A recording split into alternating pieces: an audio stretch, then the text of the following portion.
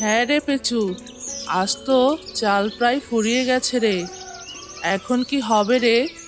এদিকে একটা কানাকড়িও হাতে নেই যে বাজার থেকে কিছু চাল কিনবো। চিন্তা করো না ঠাকুমা, আমি কিছু একটা ব্যবস্থা করব। কি আর ব্যবস্থা করবি রে ভাই? এই বেহাল অবস্থা তো আর ভালো লাগছে না রে দাদু ভাই। আচ্ছা, দেখ কি ব্যবস্থা করা যায়। সবার নৌকা আছে, কিন্তু আমার নেই। আজ যদি বাবা বেঁচে থাকতো তাহলে কতই না মাছ ধরে নিয়ে আসতো, তাই না ঠাকুমা?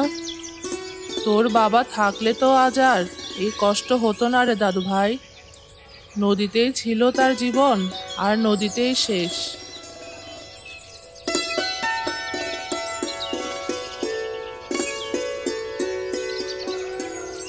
হুম, একটা কিছু তো ব্যবস্থা নিতে হয়, কিন্তু কি ব্যবস্থা নিব? হুম, পেয়েছি, কলা গাছ।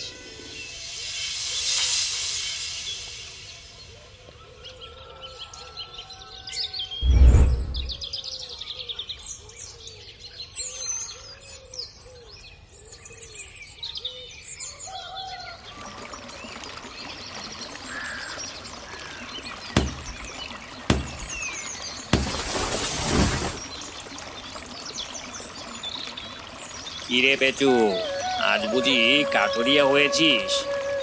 নৌকা কেনার টাকা নেই, তাই বুঝি কলা গাছ দিয়ে কাজ চালাবি?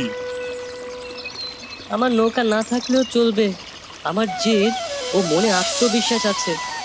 তোমরা নিজের চরকায় তেল দাও, বুঝলে? তাই নাকি? তাহলে ওই বিশ্বাস দিয়ে মাছ ধর দেখিনি।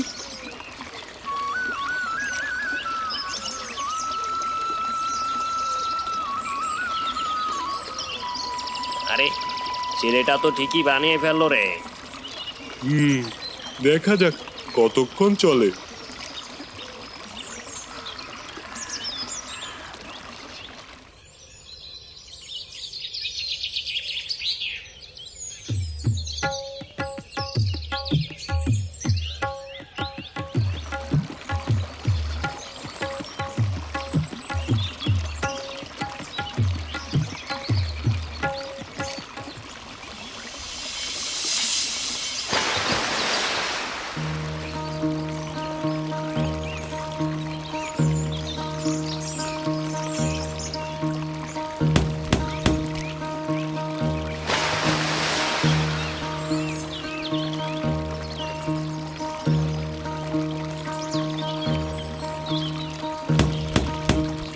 আহা, আজ তো অনেক মাছ উঠেছে আমার জালে।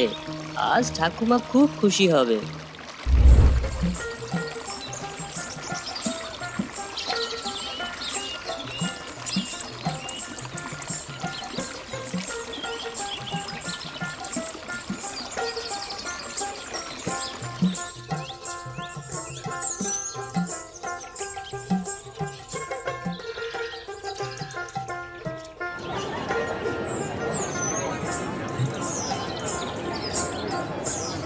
পেঁচু, তোর মাছ তো খুব তাজা রে বাবা।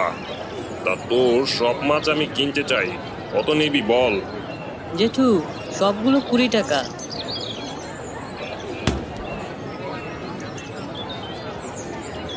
কলা গাছের ভেলা দিয়ে এত মাছ ধরলি কি করে রে?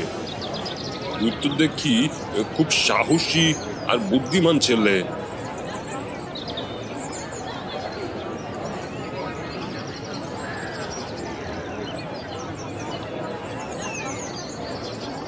দেখেছিস, ছেলেটার জেদটাই আসল। এখন আর ওকে আমরা ছোট নৌকাওয়ালা বলতে পারবো না। ও তো রীতিমতো জেলে হয়ে গেছে।